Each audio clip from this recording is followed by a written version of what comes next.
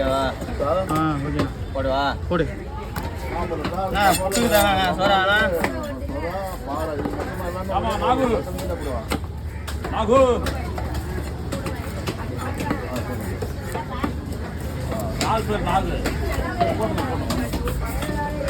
யார் வச்சாங்க? 150 ரூபா ஒன்று.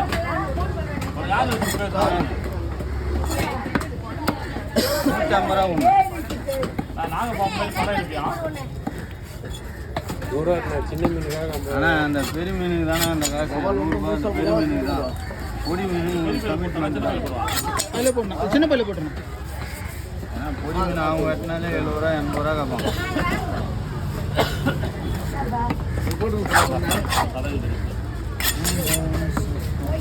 என்ன புட்டுக்கு தானா?